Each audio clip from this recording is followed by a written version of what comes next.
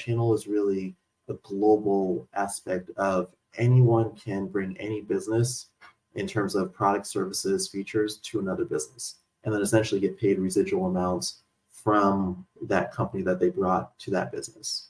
So, think of let's say if you wanted to work with let's say you had a friend that was starting up a new restaurant, and you knew that they were going to need some type of phone line, they were going to need internet, they were going to need maybe some cybersecurity for their network. Maybe they're going to need, when it comes to like just general email or email security. All of those are solutions that you can actually present to that particular business. And then from there, they could decide which one they want to choose. You can go back and forth and negotiate on behalf of that business. And then when a transaction actually takes place, then you will actually get compensated without having to work for those companies.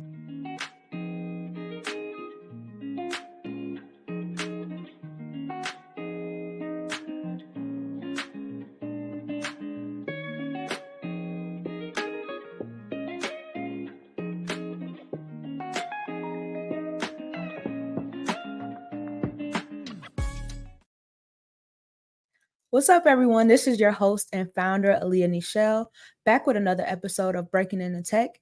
And I'm joined here by a special guest. I've been so excited to bring this guest on because this is something that's near and dear to my heart. Not only are we talking about tech, but we're talking about entrepreneurship and how you can, merge the two. I know you guys probably don't know this about me, but I've actually had many businesses over my 30-something years of living. I've had many different businesses and sold a few also, but I've never thought about having a business in tech. I've never been the type to be a Steve Jobs type or, anyone of that nature. And that's what I've always thought I had to be in order to be an entrepreneur in the tech industry. But this next guest is going to tell us all about their field and how you can actually break into the tech industry and be an entrepreneur from day one. So without further ado, I'm super excited to bring on this next guest and allow you all to hear his story. Hey. What's up, Ty? How you doing? Not too bad. Yeah, how about you? Doing great, doing great. Thank you so much for joining me today and just, taking the time out of your busy schedule. I know, you be traveling. You said you in ATL today. I know you live on the West Coast. We'll get into all of that, but can you take a moment just to introduce yourself? Let us know where you are from, where you currently live, what your title is, and even what company you represent. Yeah, sure. So my name is Ty Smith. So I am a channel manager for Cox Business based out of the Las Vegas market. And yeah, I'm like super happy to be here and to really just answer any questions about just this industry and just this whole world of channel. So I really appreciate you having me on. Yeah, I'm excited. Thank you so much.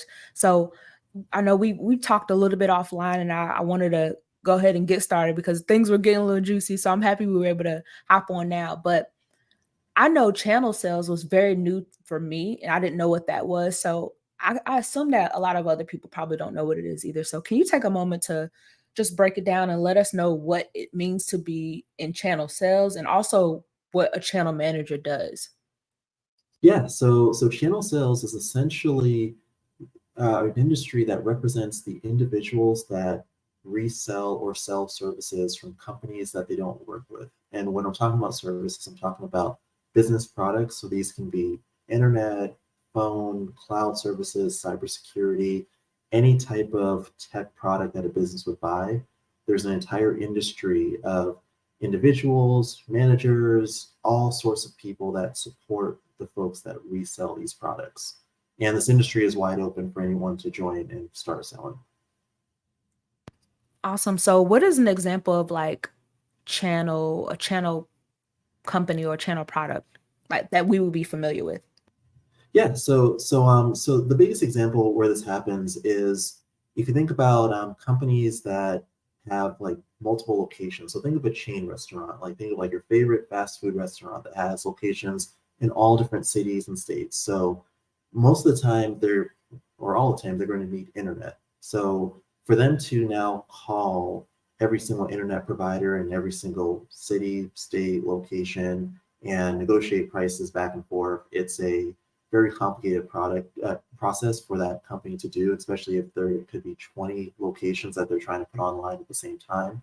So what partners do is that partners essentially help out by bringing the right internet companies to that company. They'll bring essentially the prices, the data, they'll make recommendations, and then from there, if a transaction takes place, then they will actually get compensated by that company. So they will actually essentially receive a compensation, whether it's a residual model or an upfront commission.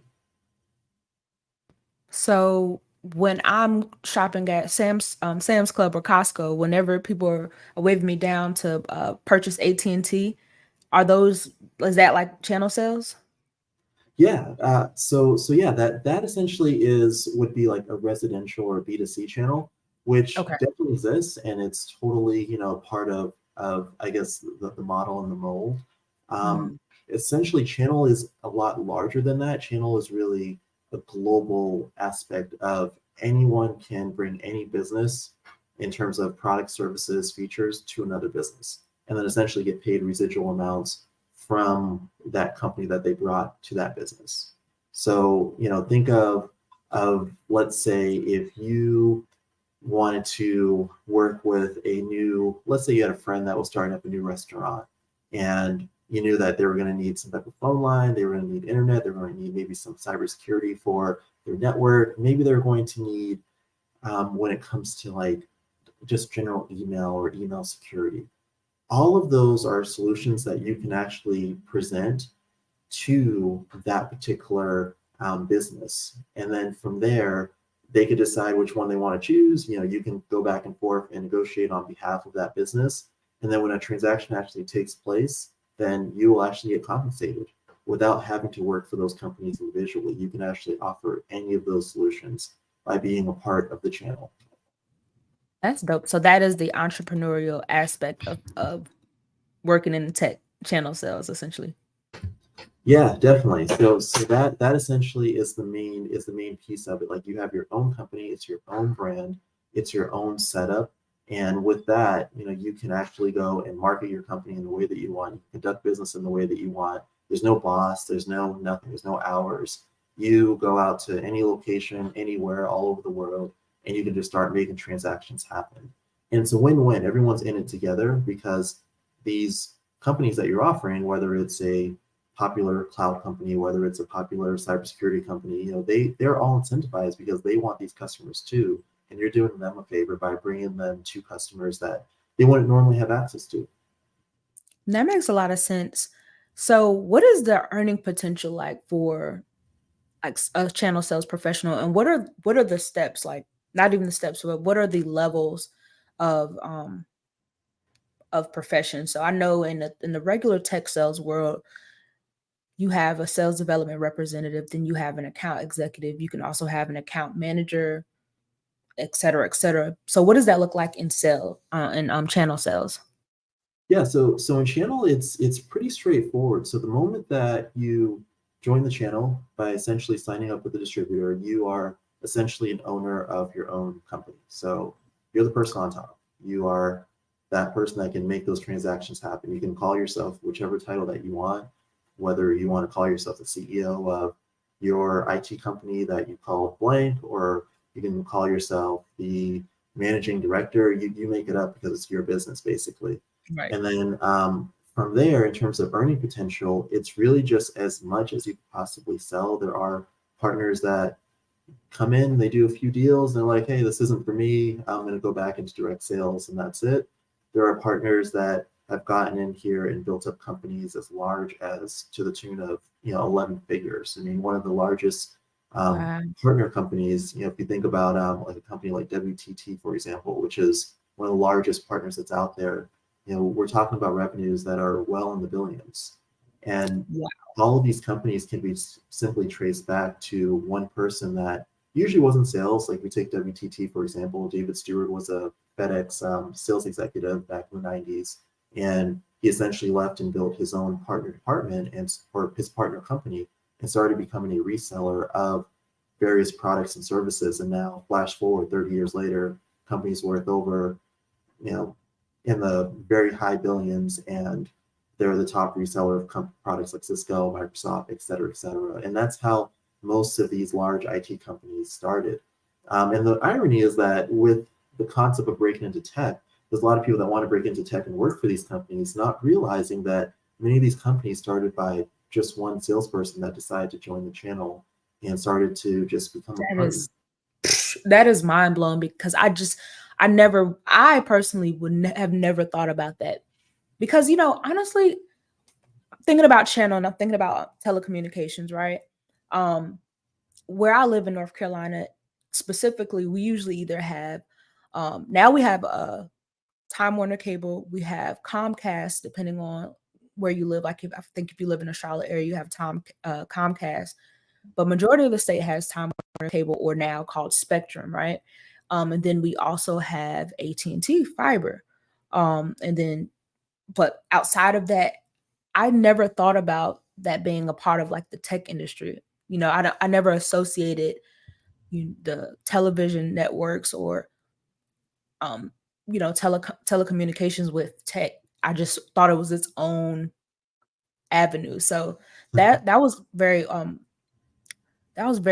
telling for me when you told me about this industry, and it blew my mind because I never thought about it in that aspect. Um, but I love the fact that you broke it down like that because I didn't think that you could start a business like just like that, and then it can grow the way it has for many individuals with just coming in and saying that they want to be a channel sales partner, partnering with companies or reselling a company's software or services that already exist, and it's just you putting your name onto it. So realistically, you know, all of these big companies that we see, they are essentially resellers, and it just blew my mind. Yeah, yeah, yeah. If you really trace back, a lot of the tech companies that we know and love are typically just reselling services that are usually owned by somebody else. Like it's baked into every type of industry. I mean, even the industry of just a cable company, the boxes that we're providing are usually provided by other companies, whether they're by Cisco or they're by Technicolor or another provider. So Yeah, that's essentially a channel process. The bandwidth typically comes from somewhere else. When there we're are a talking lot about, of. I'm sorry. Go ahead. sorry, yeah, well, when we're talking about like just local internet companies and their bandwidth, they get that from other places, from other vendors that they bring that in long haul, and then they will resell it, of course, for a profit in their local communities. So the whole industry, and this isn't just tech, this is just the entire retail world. I mean, you can now look at companies like CVS and look at CVS a little different. You can look at Amazon a little different. Just the Good process of point. selling products and services that you don't necessarily own or control, or you don't work for these entities. That's that's a really good point. I never thought about CVS being a reseller, but I mean they're a pharmacy company and they're selling Skittles and stuff. So of course, and cell phone chargers. So that's so wild. That is so fascinating to think about.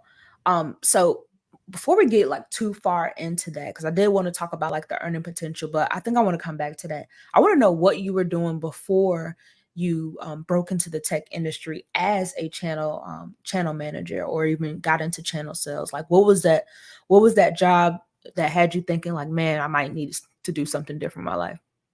Yeah, yeah, definitely. So, I mean, I think at high school, I kind of started like everyone else, just watching TV, and you just hear about music and sports. So, I think that's directly where I went. I tried to be a music producer. That didn't really end out in the way that I wanted to, and I tried to get into sports and tried to become a DJ, and I was also refereeing, and I was doing all three simultaneously and just kind of spinning my wheels. And eventually, your family tells you, hey, you got to get a regular job. And I remember having the choice of, okay, I could either work at a grocery store or I can work at Radio Shack. And I know that there's a chance that if I work at Radio Shack, I might learn something interesting that I don't already know now, that might be connected to something that I may do in the future. It was just like a thought that I had. So that's really the path that I went. I went down to Radio Shack and started working there, started selling parts, batteries. I had no idea at the time that Radio Shack was a reseller of services. They were selling,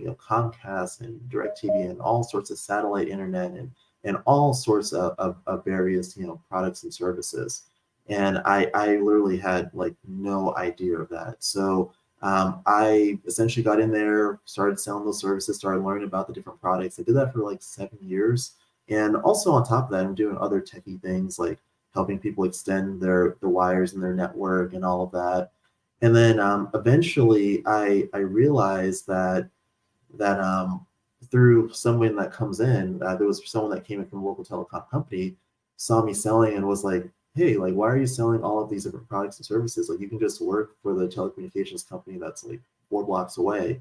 And they basically recruited me out of the store to go and work sales on the phone. And that was a whole different lifestyle change. I mean, it's very similar to now people get into, SDR for the first time. You're sitting in the office, you have a phone, and you get a salary now, you get commission. Like this is all new stuff for me at this time. And yeah, I just kind of went down that path, went from one telco to another telco, ended up in Cox, and long story short, went up to leadership and then went into the management of the indirect side, not for business at that time, but for B2C. So essentially, I was working with all of the third-party vendors and resellers that were in the local community of like Vegas that were reselling um, Cox services at some of these retail stores, whether it was a Walmart, whether it was a local cell phone store. And I was managing those relationships. I was bringing the people on, training them, all of that. And then from there, I ended up now, um, you know, what I remember that this day vividly. I walked into the office and this is just a regular day. This is like probably 4 months before the pandemic. I walked in and I just saw all these people in like this big, huge office, like all these people that didn't work for the company, and they're all wearing like blazers and someone had suits on, and they were all learning about just internet and just phone and just regular products. I didn't know what was going on. I remember asking someone, "Hey, what is this?" And they said, "Oh yeah, this is just this channel. This is all of our channel partners. They're all here for a training." I was like, "Channel partners? Like, what is channel?" I started asking other people in my department, "Do you know what channel is?" They're like, "No, I don't know what channel is." I remember going back and asking them, "Hey, like, what is channel?" Like, "Oh, it's indirect sales for business." I was like, "Indirect sales for business?" I didn't know business had an indirect sales department, and this whole thing was just mind blowing because this was in plain sight the whole time, but I didn't know it existed. Even people in my own business department didn't know that it existed as well.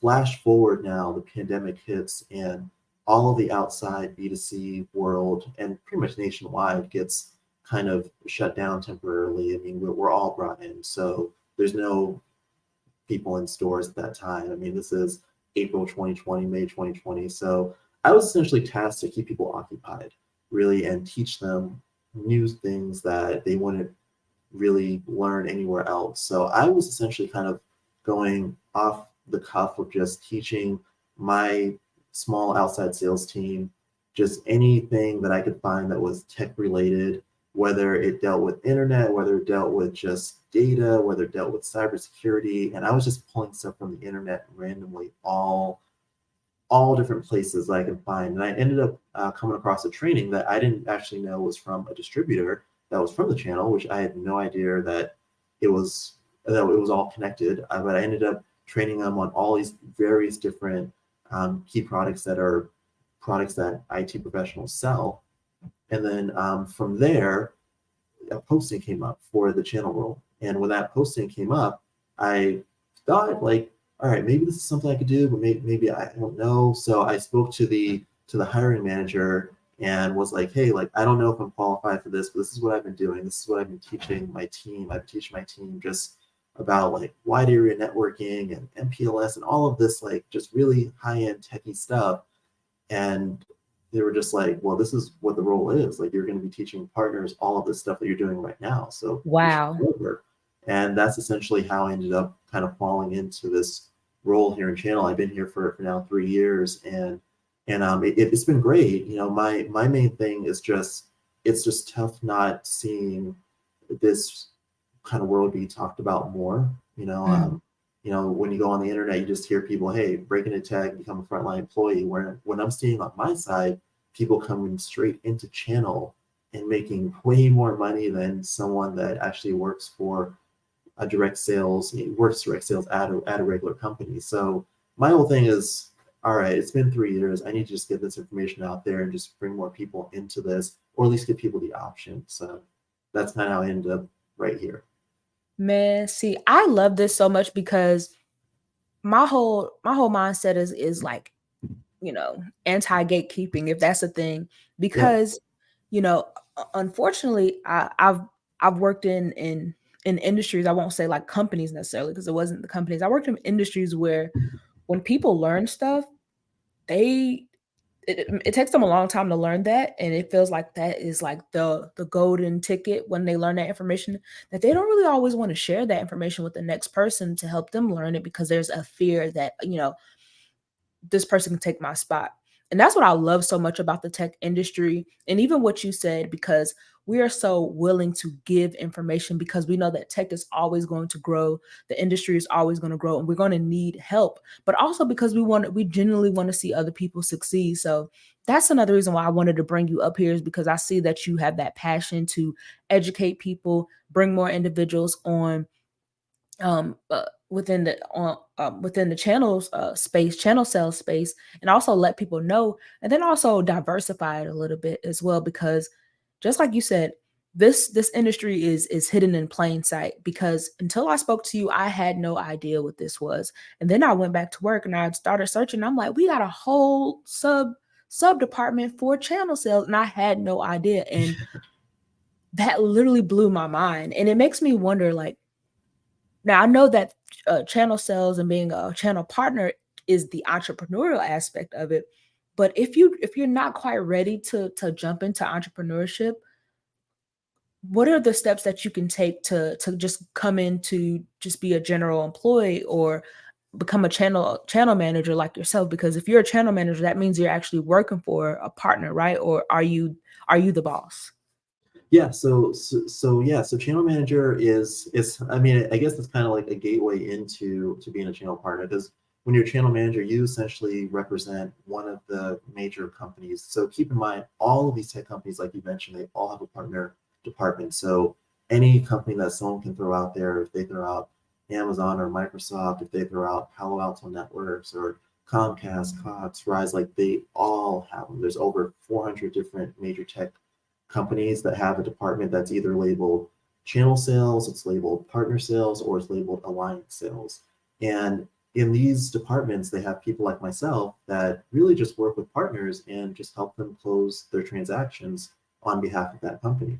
So if somebody came to my market that was independent and said, hey, I have a new restaurant that's moving into this location here, and I'm trying to get set up internet service for that company, then I would essentially now work with them, give them the prices, help them close the deal, answer any questions, bring in my engineering team, et cetera, and we help close that.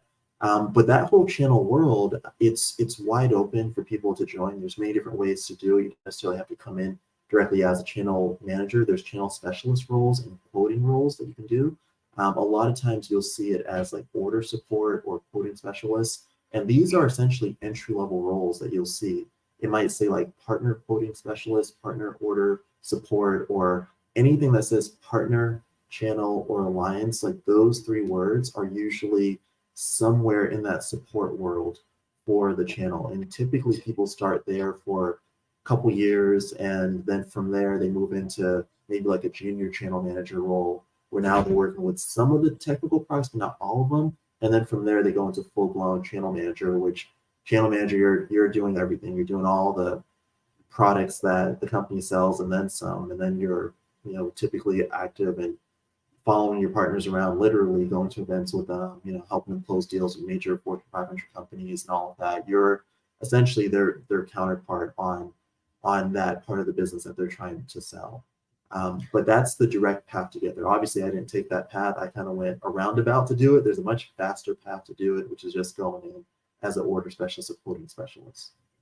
Okay, thank you for that.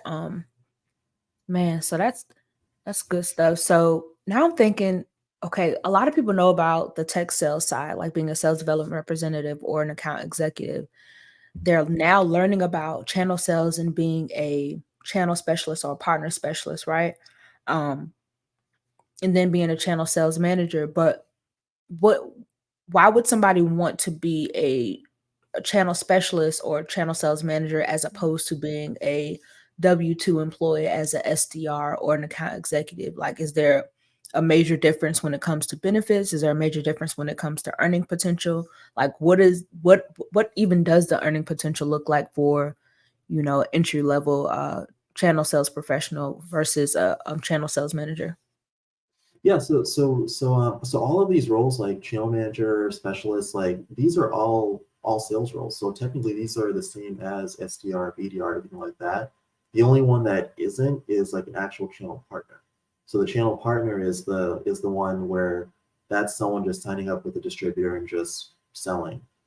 Everyone else, we are just people that we're just essentially kind of like account managers. Like we work for major corporations and then we are assigned, instead of being assigned to companies, we're assigned to actual partners that we support. So yeah, I mean, you have kind of two paths in channel. There's the complete Wild Wild West entrepreneurial part where you're a channel partner and you are just out there doing sales wherever you want with no boss, just selling wherever you want, going anywhere, any country to sell to any customer. That's one path, and the other path is more, I guess, maybe the less, the more structured, safe route, which is really to kind of be on the partner side, where you're still kind of getting a taste of that entrepreneurship, but you're still working for a regular company, like what I'm doing right now. So I haven't branched off yet and became a partner or anything like that. But I do work with partners that were former channel managers, that were former AEs, that make way more than anyone that I've ever seen in the corporate world. I've worked with people that, we're talking millions and millions and millions of dollars that you can make. And so there's two different ways that you can basically earn as a partner. So one way to earn commissions is through a residual payment, and the second way is really through an upfront payment. And this all depends on what the actual company that you're selling, how they pay out and how they structure their commission plans. And it's different for every single product that you sell. So for example, some companies pay out residual by a certain percentage. Industry, we typically see anywhere from 10% residual off the monthly rate, 12%, 15, sometimes even 20% is probably the highest that you'll see in the industry. And then for other companies, they'll just do a calculation. Typically that will look like the term length of the contract times the monthly rate of the service that you sold.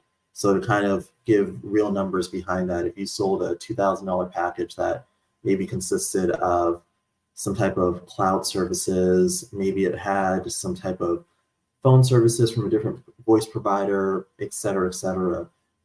Some companies would do maybe a 15% residual, for example. So now you would essentially take that $2,000, you do 15% residual, of that amount. So in total, that would mean that you would get an amount of $300 per month every single month. And that doesn't stop. That would just continue and continue and continue and continue and continue. That continues to happen as long as the customer keeps the service and doesn't cancel it. And then if you sell another one, then that stacks on top of it. You sell another one that stacks on top of it, et cetera, et cetera. It just grows and grows.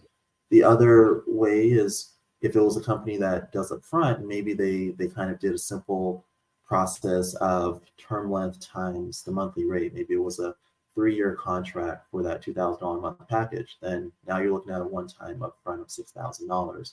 And these are just examples of types of comp plans that we see. They vary widely. There's all different types of swings depending on the company.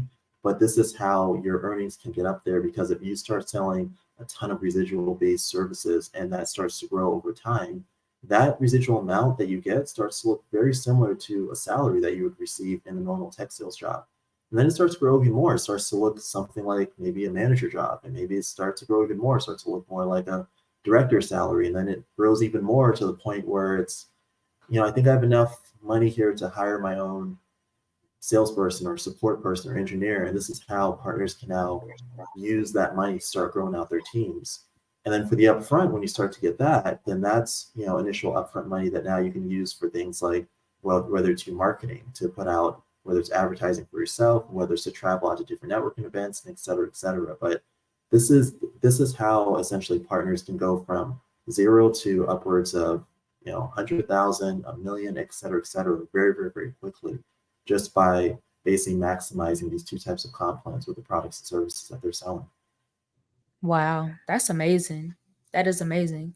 So, on average, in your space, like within the telecommunication space, what is the average earning potential for a actual channel partner? What are you really seeing? Is it in the millions per year, or is it more so like the half a million? Like what is realistic, I guess?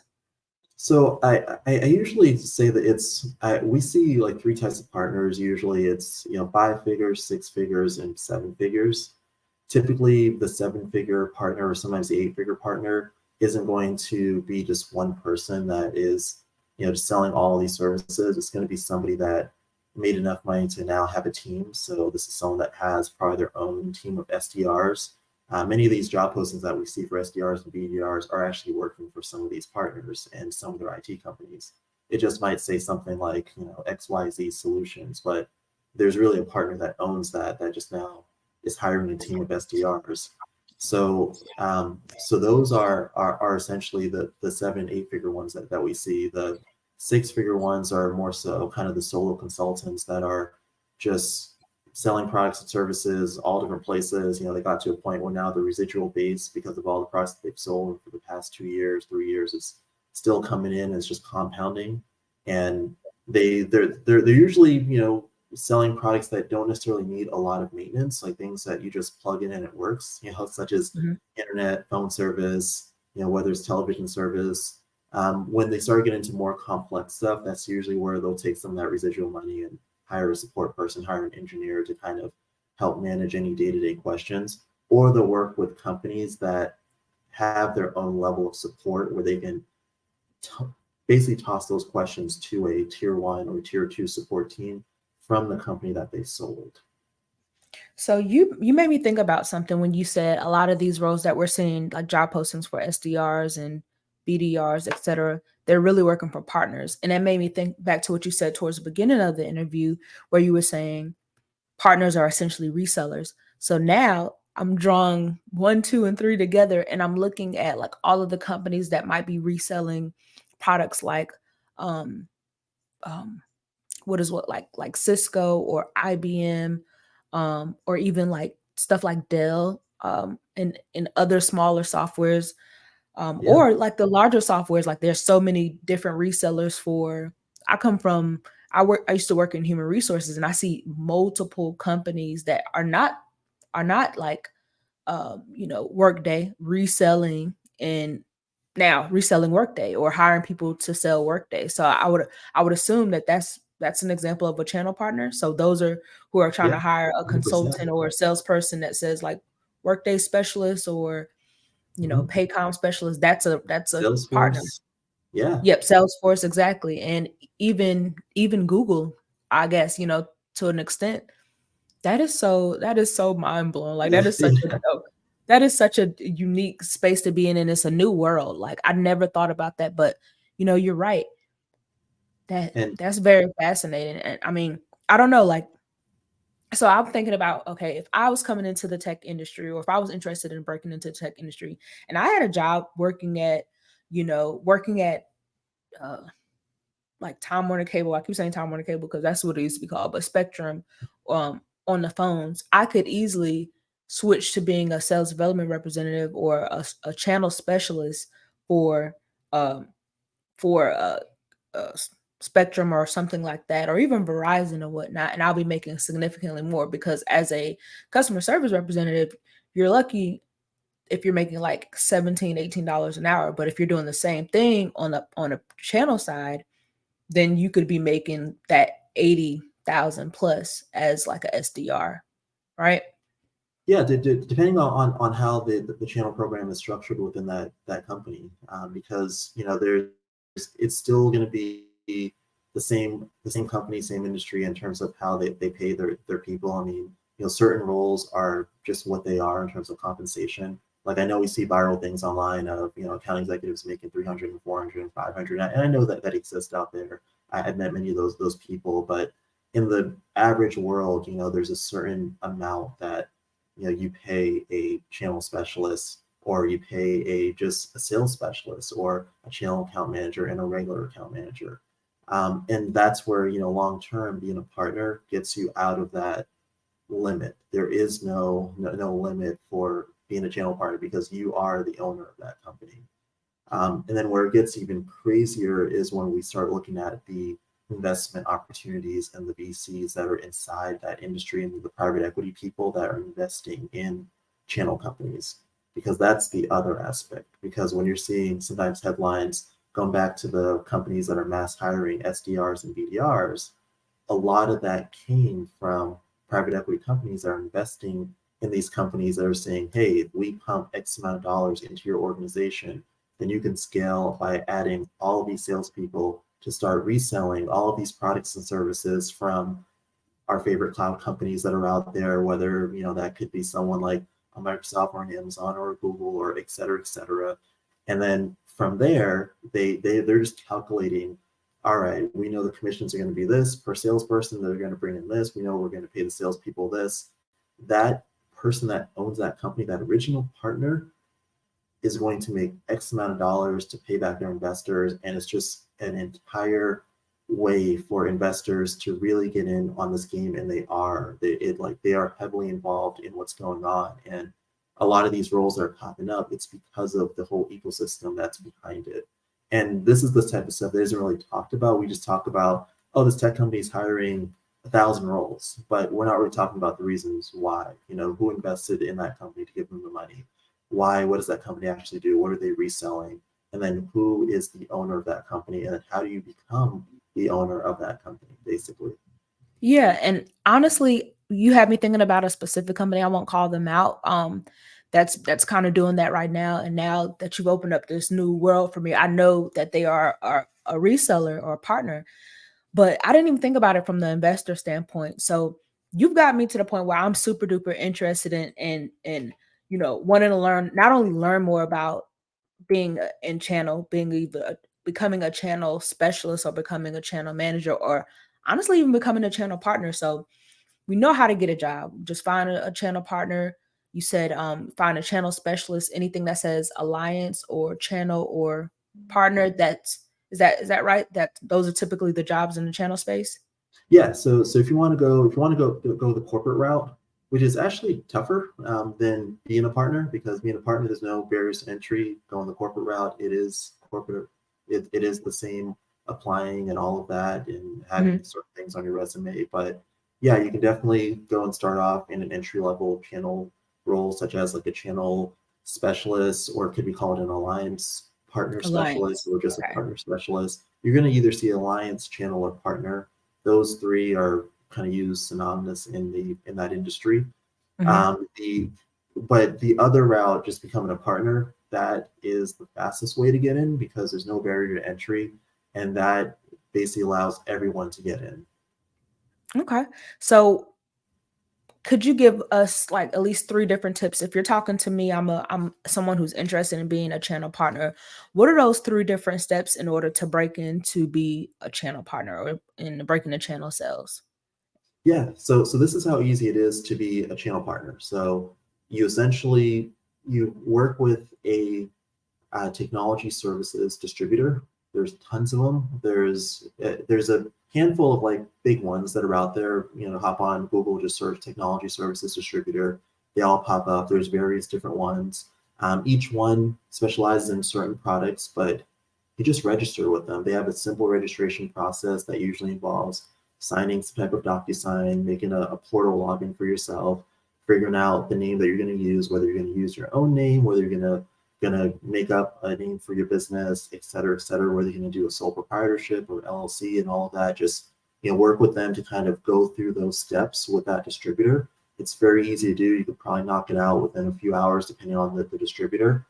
Once you register, the next step is essentially now learning the products that distributor offers. Because if you know that they offer, let's say Microsoft, they offer Amazon, AWS, cloud services. They offer telecommunications. Maybe they offer Cox or Comcast or Verizon or et cetera, et cetera. They offer maybe cybersecurity, through Zscaler or Palo Alto or one of those, or RapidScale or et cetera, et cetera. Like once you know the products, and keep in mind that all of these distributors have training platforms of some sort. So they're not going to like leave you high and dry. If they can't train it themselves, then they usually will connect you to the channel teams, now the corporate people that work for these companies on the partner side that do the trainings and the teachings. So just use your resources now that you're in the channel after joining, and just learn the different products and services that are available, and learn the ideal client profile, meaning learn the types of customers that purchase these products. You can start piecing them together. And the final step is really now to get out there and network. So you want to go out there and you want to basically just get into any type of organization that puts you close to businesses. So in many cases, they call those trade groups. So for example, if you get into like a commercial real estate network in your area, every single location, area, major city, town has some type of commercial real estate networking group where commercial real estate people get together and they share different leads, information about what they're working on, because a broker needs someone to bring in the electricity, they need someone to bring in the water, they also need someone to bring in the internet. You can be that person for that particular broker and get insights on what company is moving in, who's the decision maker, what can you sell them? Okay, great, you got the internet. What about the other services? What about the various cybersecurity products you can sell? What about the various phone products you can sell? What about their other locations? So that's one trade group that can help out. There's also business networking trade groups that you can get into. There's chamber of commerces. Almost every major city has some type of chamber of commerce that you can join. And typically, these things that they do have some type of yearly dues, but there's also non-member events that you can access for these. Depending on the city, I mean, I've seen them as low as $20 to $30 that you can go to a non-member event and just get in there on like a one-time thing and just network with people. You get typically food, so the $20, $30 pays for itself with a nice meal. And just go in there, just network and start building your relationships. And also Meetup has tons of different business networking opportunities that are in your area and also virtual as well. So those are the three steps, because once you have those conversations with those businesses, you're going to hear the pain points. You're going to hear, oh, my internet, I wish, my bill was this. I don't understand why my internet is working like this. I want it to be faster, et cetera, et cetera. These are all things you can solve. I'm getting spam nonstop. I want this to stop. I almost got hacked the other day. I need help on this. Those are things you can solve within the channel. My bar doesn't have a TV and I need to set up something for the big game. You can solve that in the channel. My office needs security, like physical cameras, another channel product. So all of these things can be solved. That's really helpful, Ty. I did have one more question though. Yeah. Is there an investment for this? I know you mentioned that you can register with a distributor for free, but my thought is, especially being that I've been an entrepreneur before, entrepreneur now, or entrepreneur since I have a full-time job in a business. But usually there's some type of expense that goes into it, whether that's advertising, whether you have to get licensing, whether you have to start buying uniforms. So like if I'm a reseller for, let's just say I'm a reseller for Apple, will Apple provide me with, not only the equipment without a fee, but will they provide me with like Apple shirts or something like that if I'm going around and representing their company? What type of financial investment do I need to be a channel sales partner? Yeah, so to break it down, I mean, there's two kind of avenues in the channel. So there's direct partnerships, meaning that with a direct partnership, you have a direct relationship. Like let's say if somebody had a direct partnership with their local phone company, for example, then that would mean that they would be basically on some type of contract with them, that they would have to maybe sell X amount, there's a quota involved, there's some type of marketing agreement that takes place. And then there is the distributor model. The distributor model is a little different, which is kind of the model that I'm speaking about. And how the distributor model works is that these distributors, they already have those direct relationships in place. with all of these various companies. So they've already done the hard part for you. They're already managing the quotas. They're already managing all the financials, back and forth between those two entities. All you're really doing is coming in and you're kind of working through a distributor, and you're essentially helping the transaction take place, which is really happening between the distributor and the telecommunications company and the end user, which is the customer that you're working with. You are essentially kind of the one that's just piecing the pieces together and getting an amount that's trickled down from the distributor. But you're not the person that's billing the customer. You're not the person that is providing the services. You're not the person that is on the hook with the telecommunications company for a quota. You're just coming in to piece this person with that person with this person. Almost think of it almost like an affiliate. Kind of like how we have like affiliate programs. Many people do this for courses now. So this is kind of that same concept. So think of like if you were an affiliate for every single tech product that a business can get. That's really what this is. Okay. I love that. That makes way more sense. That's less scary. So Yeah. in layman terms, you're just the face, but you're not responsible for billing them. So the actual partner, you're a partner to the actual distributor company, and they are the one that is paying you, not the customer. You're not responsible for chasing down the customer and saying, "Hey, pay me." It's you're making those connections and actually keeping that relationship going with those customers, and they are paying you to maintain or sell additional products to that particular customer. Is that correct? Exactly. Yep. So the actual money goes from customer to the actual service provider, the internet company, et cetera, et cetera.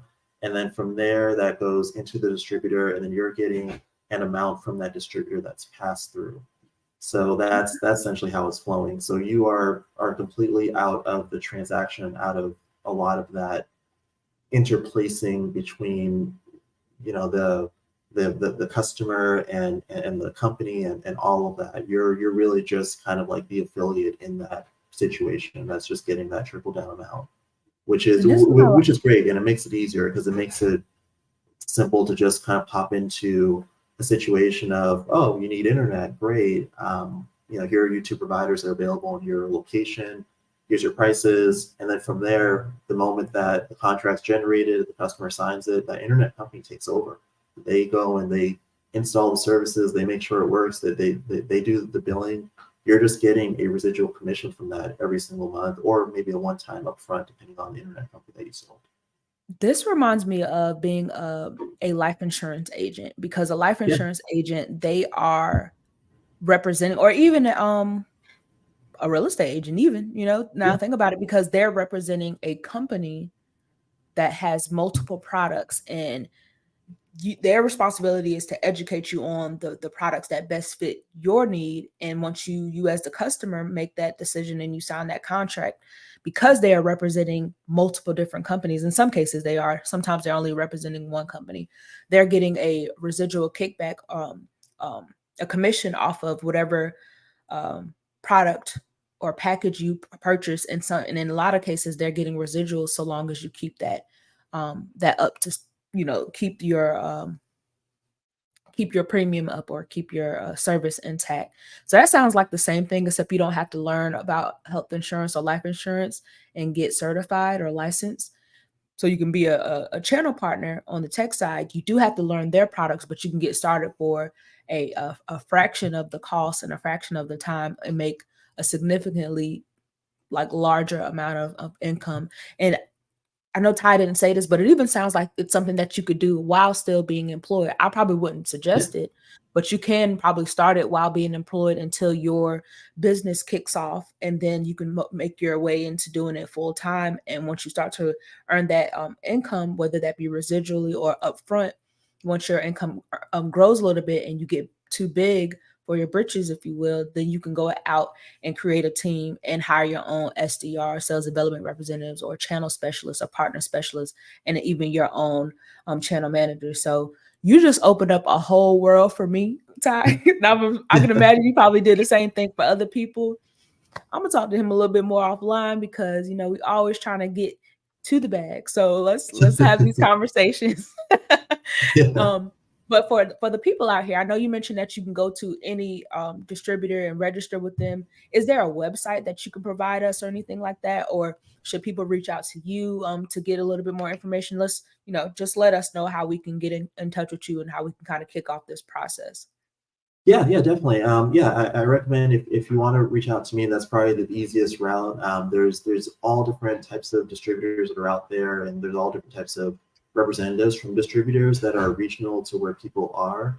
And there's some that sell this product, but they don't offer this product. There's some that offer this one, don't offer that one. So I'm connected to all of them just with my day job as a channel manager. So feel free to reach out to me. I will give you any information about the different ones that are in your area. I can get you connected to the actual representative that's physically located probably in your city or next to your city, that works for one of those companies. I can just help you navigate that whole process or just answer additional questions that might apply to a certain product or service, because people are specialized in different things. I've spoken to people that are just like, hey, I don't want to touch the internet phone part. I just love cybersecurity and I want to get into that world.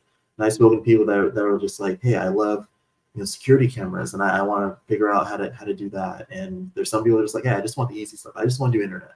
So yeah, definitely reach out to me. I'm on LinkedIn. You can ping me, you can ask me questions, you can set up a call, and yeah, I have no problem teaching more people about this. That's what it's all about. As you said, we have to eliminate the whole kind of concept of gatekeeping, and we have to really just put the information out there to really bring the next generation of channel. We all have talked about DEI, diversity. I'm a part of various different nonprofits that are trying to bring more diversity into tech and diversity into channels. So this is really just part of that mission to really get people to understand that they have options. It's not just break into tech and work for a company. You can also break into tech and partner with the company. I And it love all that. depends on what you like. Some people need entrepreneurship, that some people like they don't need a boss. And some Yeah. people, are great with just having a structure and will thrive in that like structured leadership environment.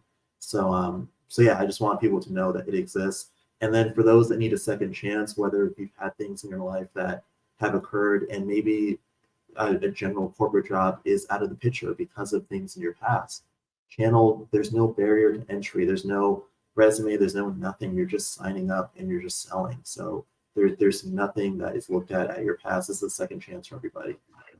Yeah. I love that. Well, thank you so much, Ty.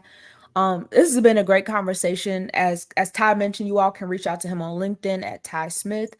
His LinkedIn link will be posted in the comment section below, and also below this video on YouTube. So you'll be able to reach out to him. You can also connect with me on LinkedIn as well.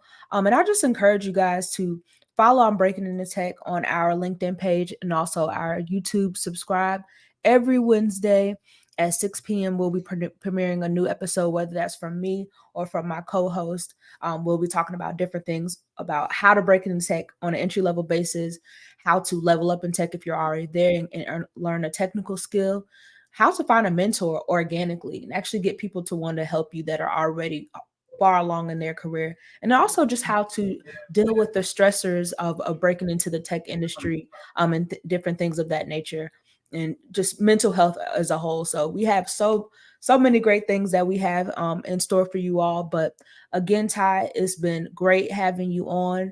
And I'm super excited to continue to watch your journey and hopefully one day see you turn into a manager. Yeah. Or partner, sorry.